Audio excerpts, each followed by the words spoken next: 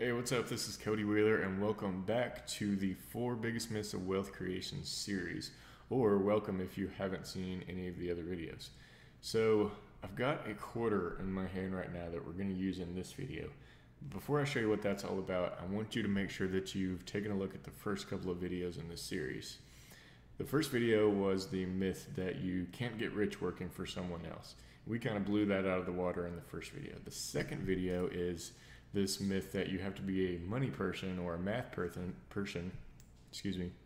in order to create a lot of wealth in your life. So I want you to check out those videos. Make sure you're busting through those beliefs before you go further into the series. So now let's get into myth number 3, which is investing might as well be gambling. Okay? So this is another one of the most misunderstood myths in personal finance. I want to try to prove that wrong in this video. So you can virtually eliminate any possibility that you're going to lose money with investing if you take a long-term stable approach rather than just a short-term gambling-like approach. So let's look at what gambling actually is. And to do that, I've got a quarter in my hand right now. So what I'm going to do later is flip this quarter, and I want you to guess what it's going to land on, heads or tails. But before that, I want to give you a choice. Imagine that you have $5,000 in cash saved. If you're correct, you double that money. You have $10,000. Awesome, right? But if you're wrong, you lose everything and you have no opportunity to invest and grow that income or grow that $5,000 until you've made another $5,000. Would you be willing to take that risk? Would you be willing to lose everything you have and the future potential to make millions of dollars or at least hundreds of thousands of dollars on that single coin flip? If you are, then that is what's called gambling. And that's what a lot of people do, and they just kind of blindly throw their money at, random stock tips or the talking heads on TV. A lot of these things can be very, very volatile, just these individual stocks. And if you've ever heard horror stories of people losing money in the stock market, that's probably what happened to them.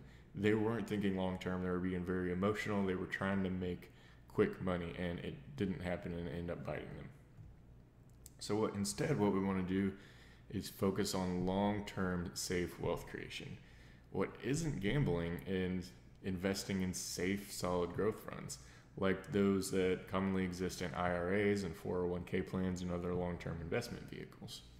So what these are is diversified funds made up of other types of stocks and assets that are designed to be a lot more stable than just individual stocks alone. They're designed to be long-term. So these types of assets are not going to have these huge, like 30, 40, 50, 100% growth numbers that some stocks might have that, you might be getting those tips on. But they also won't have the huge collapses that individual companies might have and often do have quite a bit. They're protected from high risk because the individual companies make up only a very small portion of the total fund or the total allocation. So one of these funds, for example, is, and I'm not recommending this fund, this is just an example, so don't go out and buy this just because I said it, but it's the Vanguard Growth Index Fund, and this is just an example again. But this is made up of several very well-known stable companies that are growing steadily and aren't going to go under anytime soon. You can see a screenshot of this in the post if you want to, and there's also a link to be able to do some looking into that if you'd like to as well. But this fund holds companies like Apple, Facebook, Google, Disney, Coca-Cola, Qualcomm, and a lot of other large companies that probably aren't going to fail anytime soon. But if any one of them does, the others are going to protect the fund from the losses that might incur if we're just an individual stock. And these funds are actively managed by fund managers. So the fund manager is probably going to remove that fund from the holdings.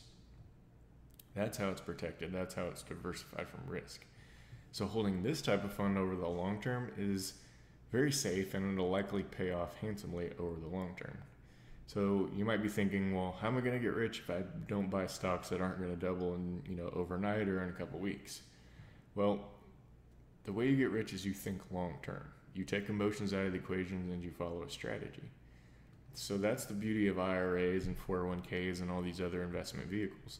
They're meant to be long-term investments. These types of funds that I was just talking about, that's what these are mostly made up of. You know, these index funds and like sector-based funds. So I'm going to flip my coin, but before I do that, consider that the stock market is up an average of 10% per year since the 1920s. Now that's almost 100 years, but let's just call this experiment for 30 years. Even if you only had $5,000, that $5,000 that you might be getting ready to risk on this coin flip, just one single time invested, it would end up multiplying several times over. It would actually be $87,000 in 30 years. And that's at a rate of 10%. So there's a screenshot of that calculation in the post if you want to check that out.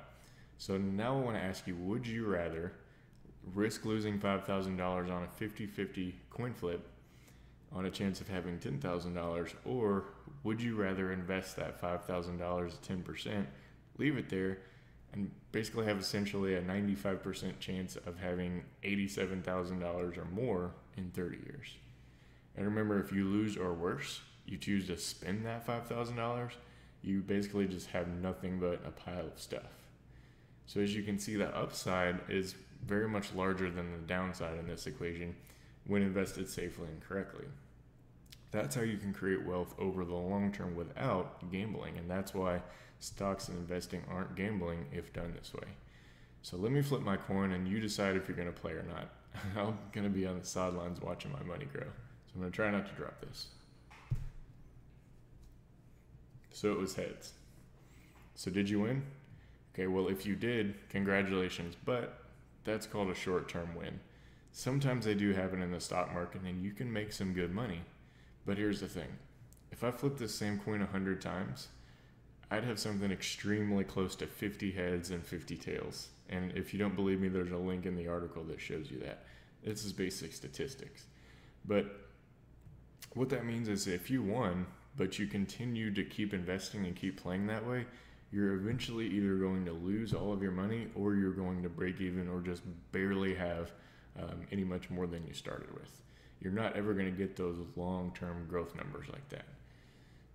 And this is actually what most investors do. When they trade in and out of funds like this, they freak out over short-term market fluctuations and end up making really bad decisions. Because of that, they get returns in the 2% range. And there's a link in the article that shows that. But by staying invested for the long term, taking advantage of these high growth, index funds and following strategies like dollar cost averaging, there's also a link in the article on that. Just trust the history of what's happened over the last 100 years. Returns of 10% annually and higher are absolutely possible and very, very likely to keep happening. So we're not gambling here. We're following a system. This is actually one of my favorite movies, is the movie 21 with Kevin Spacey and Jim Sturgis. They basically just crush Vegas with a professional blackjack system, which actually happens, still happens to this day. His character is quoted in the movie. He says, "We're counting cards, we're not gambling, we're following a specific set of rules, and we're playing a system." And that's what we're doing here. In the movie, when the team gambled and they didn't follow their system, they lost. When they did follow their system, it paid off handsomely. And that's my point with this exercise. Investing isn't gambling when it's done correctly. Wealth creation is not about tomorrow, next week, or next month. You don't get rich by predicting the next Microsoft or Amazon or Google, no matter how much you dream about it. People that do that are basically just getting lucky. So we're not gambling here, we're following a system. So creating wealth is all about the results you achieve over the long term. Make those smart, educated decisions and just get that consistent wealth. Don't fall into that trap that the financial press sets for you or that a friend gave you on a big stock tip. Just follow the words of wisdom that people like Warren Buffett have said over time. He said, "Someone's sitting in the shade today because someone planted a tree a long time ago." If you really want to create wealth in a smart, proven way, understand that 8 to 10% growth rate is extremely great. It has extremely high odds of happening and working out for you. And it's far better than tossing all of your money on red or black and crossing your fingers and hoping for a number to come up or a coin flip. So, take it from me. I'm a guy that likes to play blackjack for fun at the $5 tables. I've made a lot more money, thousands of times more money from the stock market than I'll ever do at a casino or I ever will on any kind of coin flip. and it was a whole lot easier too. All right, so that's it for this myth. That's it for the myth of that the stock market is basically like gambling. So what's coming up next in the series is the final myth in the 4 biggest series of wealth creation, or the 4 biggest myths of wealth creation. And that one, we're going to talk about a myth that's kind of wrecking the financial lives of a lot of people on a daily basis. And it really has to do a lot with your behavior and the things that you hear in the media and the things that you hear on TV that are really holding you back from creating a strategy for yourself. So that one's really going to help you bust through the final myth in the series. That myth is coming at you on the morning of Sunday, September 7th, probably like around 9 or 10 a.m. So check that out on Sunday, September 7th. If you're not subscribed to the email list, go ahead and get subscribed. You can subscribe anywhere on the blog. Once again, that's Sunday, September 7th. That's going to be coming at you. Lastly, I will be opening up something in that video towards the end of that video, or at least announcing something. So I want you to make sure you check that out. Otherwise, you're going to miss out on that opportunity. So check that out Sunday, September 7th. We'll talk then. All right.